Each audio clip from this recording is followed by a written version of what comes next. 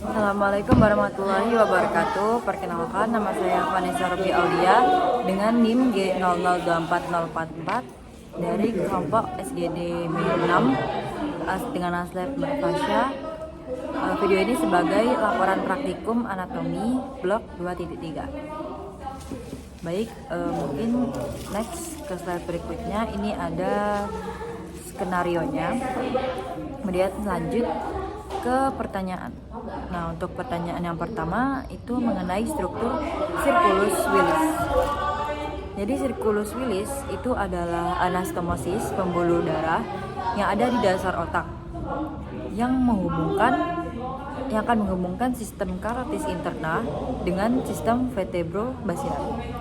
Strukturnya itu adalah mencakup arteri cerebri anterior kiri dan kanan, arteri komunikans anterior, arteri karotis interna kiri dan kanan, arteri cerebri media, arteri komunikans posterior kiri dan kanan, serta arteri cerebri posterior kiri dan kanan.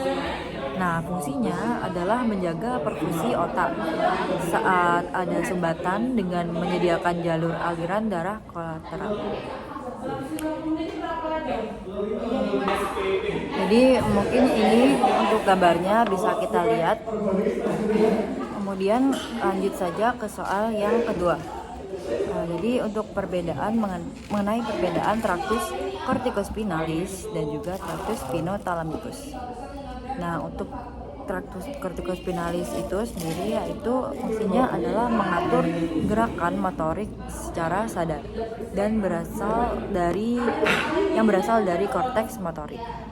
Nantinya akan berakhir di medula spinalis dan juga menyerang di medula oblongata. Nah, kalau traktus spinothalamicus itu fungsinya membawa informasi nyeri dan suhu yang berasal dari neuron sensorik perifer, nantinya akan berakhir di thalamus. Penyilangannya terjadi di medula spinalis pada bagian yang awal. Untuk letaknya sendiri, kalau yang corticospinalis itu berada di kolumna lateral, sedangkan yang spinothalamicus itu berada di anterolateral. Untuk gambarnya bisa kita lihat. Baik, mungkin lanjut ke soal yang ketiga, yaitu mengenai batang otak dan struktur pendingnya. Jadi di batang otak itu ada yang namanya, pertama ada mesencephalon. Mesencephalon itu mengandung nucleus nervus oculomotorius dan juga colliculus superior. Kemudian untuk di mesencephalon itu sendiri ada yang namanya, yang pertama itu ada pedunculus cerebri. Kemudian ada tempat nukleus nervus. Kemudian ada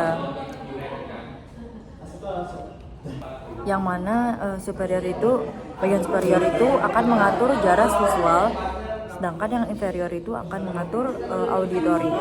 Kemudian di pedunculus cerebri itu mungkin ada yang namanya tectum dan juga tegmentum. Jadi substantia nigra, ada yang namanya substantia nigra itu akan membagi pedunculus cerebri menjadi crus cerebri, yaitu pars anterior dan juga tegmentum pars posterior. Nah, crus cerebri itu mengandung serabut descendant fibrae corticopontines, fibrae parietopontines, fibrae corticobulbares mediales et laterales, fibrae corticonuclearis, dan fibrae corticospinalis. Jadi untuk seperlima lateralnya itu yaitu adalah merupakan fibrae temporopontines, fibrae parietopontines, dan fibrae corticobulbares laterales. Nah, untuk yang 3/5 mediolateralnya itu fibrae corticospinalis atau traktus piramidalis. Kemudian yang 1/5 medialnya itu adalah fibrae corticopontines, fibrae corticobulbares mediales. Mungkin lanjut ke tegmentum mesencephaly. Jadi ini merupakan struktur yang jelas pada tegmentum, yaitu adalah merupakan nukleus ruber. Ruber artinya merah. Jadi nukleus ini pada potongan preparat segar itu akan berwarna merah muda karena kandungan ferum yang tinggi di sana. Selain itu pada bagian ini juga terdapat lemniscus lateralis yang tampak memiliki colliculus inferior untuk jaras pendengaran. Nah, colliculus inferior ini merupakan stasiun relay untuk jaras pendengaran yang nantinya akan menuju ke thalamus pada corpus geniculatum mediale. Lanjut ke substantia nigra. Ini merupakan nukleus motorik yang besar dan terletak di antara tegmentum dan crus cerebri. Warnanya sendiri gelap karena pigmen melanin yang terkandung di dalam badan sel saraf. Kemudian merupakan komponen penting pada sistem motorik ekstrapiramidal dan memiliki hubungan dengan ganglia basalis. Jadi substansia nigra terdiri atas pars compacta dan pars reticularis. Untuk pars compacta, neuronnya berpigmen neuromelanin yang hasil sampingannya yang merupakan hasil sampingan dari pembuatan dopamin. Dopamin sendiri fungsinya adalah lintasan dopaminergic nigrostriatal, berfungsi pada lintasan tersebut. Kemudian untuk pars reticulalisnya itu terletak di sebelah ventral pars compacta, mengandung neuron yang tidak berpigmen. Lanjut ke fasa interpeduncularis. Jadi ada dataran di antara merupakan dataran di antara pedunculus cerebri. Ditembus fasa darah arteria centralis posteromedialis sehingga akan membentuk daerah yang berlubang-lubang yang disebut substantia perforata posteriora. Daerah ini juga akan menjadi tempat dikeluarnya nukleus 3 yang membentuk suatu alur yang disebut sulcus nervi oculomotori. Aqueductus mesencephaly itu menghubungkan ventriculus tertius dan ventriculus quadratus. Ya mungkin itu saja yang ada di pedunculus cerebri. Yang terakhir tadi aqueductus mesencephaly. Baik, lanjut ke soal yang keempat, yaitu mengenai 3 saraf cranialis motorik murni. Jadi mungkin yang pertama adalah nervus 3. Nervus ini berasal dari mesencephalon, fungsinya untuk mengatur gerakan mata. Jadi jika ada lesi akan menyebabkan ptosis dan deviasi mata pada mata. Jadi kedua ada nervus 4 yang berasal dari dorsal mesencephalon yang mana mengatur musculus obliquus superior. Jadi jika ada lesi akan menyebabkan diplopia saat melihat ke bawah. Dan yang ketiga ada nervus 6 yang berasal dari pons dan mengatur abduksi dari mata. Jadi kalau ada lesi itu akan menyebabkan namanya adalah strabismus convergent. Baik, mungkin satu lagi itu kalau mau disebutkan itu ada namanya nervus hipoglossus atau nervus ke-12. Jadi mungkin kalau nervus 3 itu namanya nervus oculomotorius, nervus 4 itu nervus nuclearis, dan nervus 6 itu namanya nervus abducens. Mungkin kalau mengenai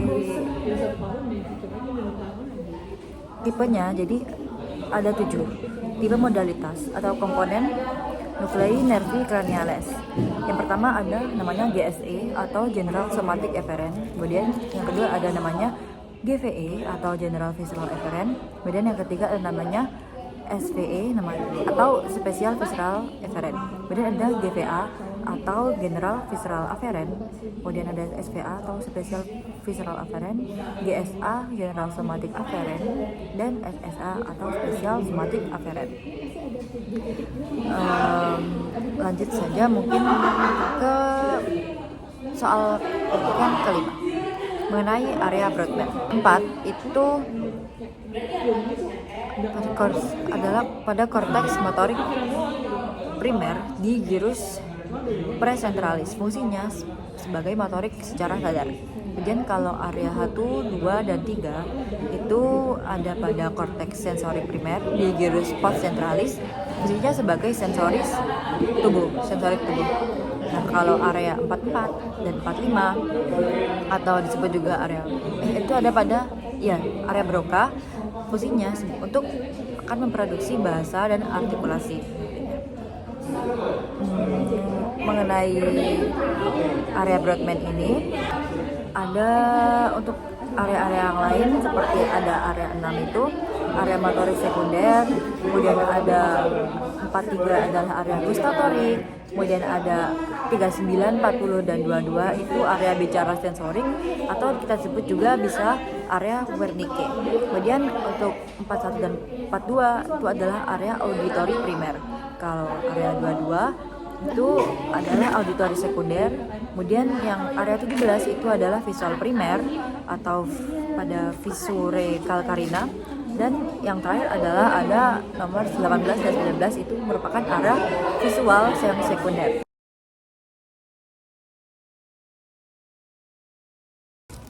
Baik, lanjut ke soal yang keenam.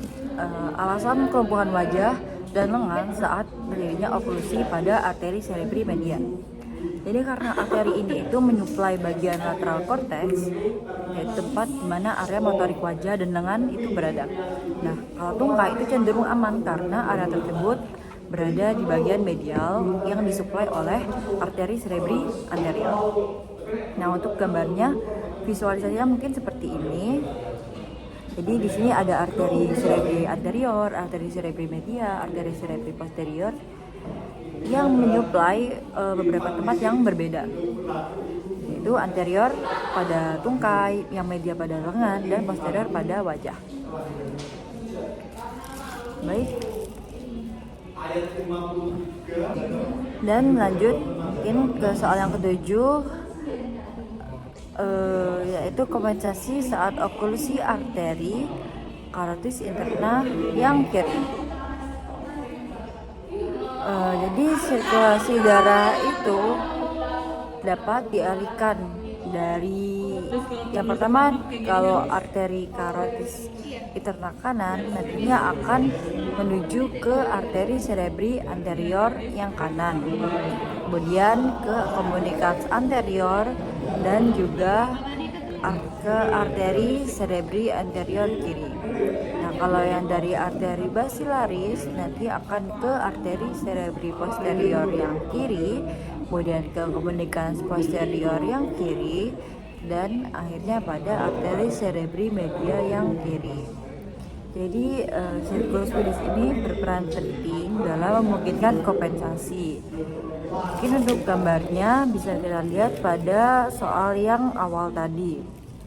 Jadi di sini mungkin kita bisa lihat mulai dari arteri cerebri anterior, kemudian ini ada arteri komunikans anterior, kemudian ada arteri karotis interna, kemudian ada arteri cerebri media, kemudian ada arteri komunikans posterior, kemudian ada arteri cerebri posterior, kemudian ada dan seterusnya.